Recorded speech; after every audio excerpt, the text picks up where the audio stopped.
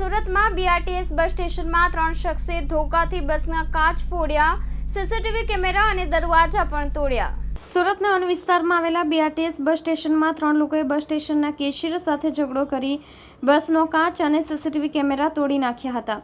બાદમાં ત્યાંથી ફરાર થઈ ગયા હતા। સોમવારે મોડી રાત્રે બનેલી આ ઘટનામાં બસ ઓપરેટ કરતી વખતે એજન્સીએ 3 લોકો સામે ભેસ્તાન પોલીસ મથકમાં ફરિયાદ નોંધાવી છે। મામલો ઉગ્ર બનતા આસિફે અફઝલને તમાચો મારી દીધો હતો। સોમવારે રાત્રે 8 વાગ્યાના અરસામાં સુરત ઉન વિસ્તારમાં આવેલા બીઆરટીએસ બસ સ્ટેશનમાં આસિફ પિંચરી નામનો વ્યક્તિ તેના 2 મિત્રો સાથે ઘૂસી આવ્યો હતો। આસિફે જણાવ્યું હતું કે તેના પોકેટમાંથી રૂપિયા બસ સ્ટેન્ડમાંથી ગુમ થયા છે અને આરોપ તેણે સિટી બસના કર્મચારી અફઝલ હુસેન પર મૂક્યો હતો, જેના કારણે બંને વચ્ચે બોલાચાલી થઈ હતી।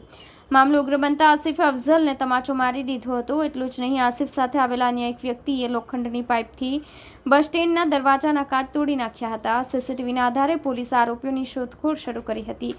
સીસીટીવી કેમેરાને પણ આરોપીઓ દ્વારા સળિયો મારીને નીચે પાડી દેવામાં આવ્યો હતો। આ ઉપરાંત આરોપીઓને બસનો કાચ પણ તોડી નાખી ત્યાંથી નાસી ગયા હતા। આ સમગ્ર ઘટના અંગે કર્મચારી અફઝલે પોતાના ઉચ્ચ અધિકારીઓને જાણ કરી હતી।